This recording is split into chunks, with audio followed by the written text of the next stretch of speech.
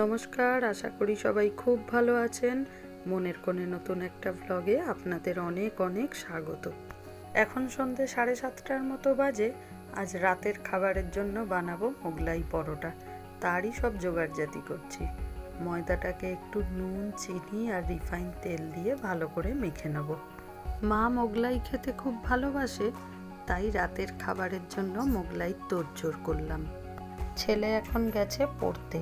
ময়দাটাকে মেখে ভিজে কাপড় জড়িয়ে রেখে দিয়েছি। আর তরকারিটার জন্য এখানে আলু পেঁয়াজটা কেটে নেব।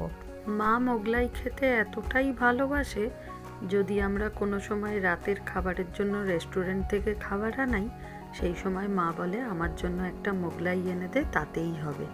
তাই আজকে একটু মাকে মোগলাই করে খাওয়ানোর চেষ্টা করছি। সন্ধ্যে থেকে আজকে মাকে বলেছি, তুমি একদম রেস্ট নাও, রাতের রান্নার দায়িত্বটা আমার। এখনো কাউকে জানাইনি যে রাতের খাবারের জন্য আজ মোগলাই বানাবো। একদম রান্নাটা শেষ করে সবাইকে সারপ্রাইজ দেবো। ছেলে পড়ে আসবে 9টা নাগাদ, তার মধ্যেই রান্নাটা শেষ করব। তরকারিটার জন্য প্রেসার কুকারে অল্প একটু সাদা তেল দিয়ে নিয়েছি। মোগলাইয়ের এই তরকারিটা করতে খুব একটা ঝামেলা হয় না, খুবই কম সময় হয়ে যায়। কেটে রাখা আলু পেঁয়াজগুলো দিয়ে দেবো।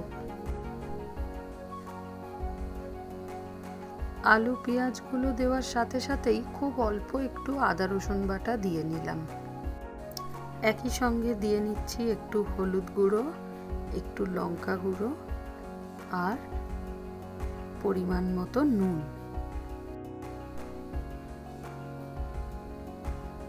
একই সাথে দিয়ে নিচ্ছি একটু কসুরি মেথি। কসুরি মেথিটা দেওয়াতে এই তরকারিটার টেস্ট খুব ভালো হয়। সামান্য একটু নেড়ে নেব। খুব বেশি নাড়ার প্রয়োজন নেই, এরপরেই খুব সামান্য একটু জল দিয়ে দিলাম। এরপর প্রেসার কুকারের ঢাকনাটা দিয়ে একটা সিটি দিয়ে নেব। ব্যাস, তরকারিটা হতে থাক, আমি ততক্ষণ মোগলাই স্টাফিংয়ের জন্য একটু কাটাকাটিগুলো করে নিই। একটু পেঁয়াজ, একটু কাঁচা লঙ্কা আর একটু ধনেপাতা কুচিয়ে নেব। পেঁয়াজ আর ধনেপাতাটা খুব মিহি করে কুচাবো। মোগলাই স্টাফিংয়ের উপকরণগুলো যতটা সম্ভব মিহি করে কুচানো যায় ততই ভালো, কিন্তু আমি এখানে কাঁচা লঙ্কাগুলো একটু বড় করেই কাটবো, না হলে ছেলের খেতে অসুবিধা হবে।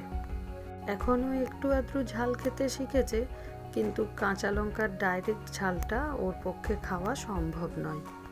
ধনেপাতা আর কাঁচা লঙ্কা যেহেতু একই কালারের, তাই একটা একটু বড় করে কাটলাম আর একটা মিহি করে কুচালাম, যাতে খাবার সময় বুঝতে সুবিধা হয়।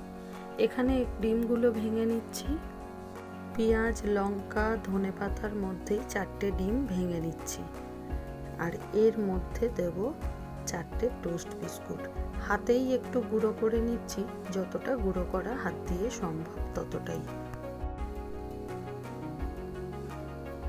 1 ঘন্টা রাখার পর ময়দাটাও ভালোভাবে সেট হয়ে গেছে, আর এখানে বিস্কুট গুঁড়োটা ডিমের মধ্যে মিলিয়ে নিচ্ছি।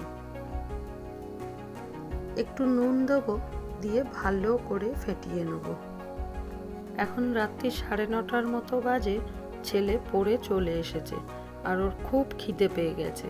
তরকারিও রেডি, স্যালাডও কেটে নিয়েছি। এবার পরোটাটা ভাজলেই হয়ে যাবে। কড়াই একটু সাদা তেল গরম করে নিচ্ছি। এবার ভালো করে তেল দিয়ে পরোটাগুলো খুব পাতলা করে বেলে নেব। যতটা পাতলা সম্ভব ততটাই বেলবো। এরপর দিয়ে দেবো স্টাফিংটা। এখন সবগুলো ভাজবো না, এখন দুটো ভাজবো। মাকে আর ছেলেকে খেতে দেবো, দেখি ওরা খেয়ে কি বলে। এরপরে আমাদের দুজনের জন্য ভেজে আমরা খাবো। পরিমাণ মতো ব্যাটারটা দিয়ে নিলাম। এবার ভালোভাবে চারিদিকে ছড়িয়ে দেবো।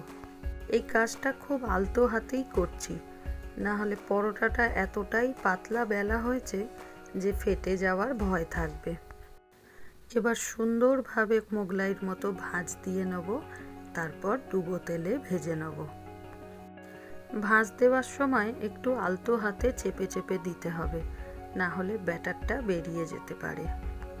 এতক্ষণে ছেলে আর মা দুজনেই বুঝে গেছে রাতের খাবারের জন্য কি হচ্ছে। দুজনেই খুব উৎসাহী মোগলাই খাওয়ার জন্য। আজ তাহলে এখানেই শেষ করি। ভিডিওটা ভালো লাগলে একটা লাইক করবেন, কিছু ভুল ত্রুটি থাকলে অবশ্যই কমেন্টে জানাবেন, আর সাবস্ক্রাইব করে পাশে থাকবেন। দেখা হবে পরের একটা নতুন ব্লগে।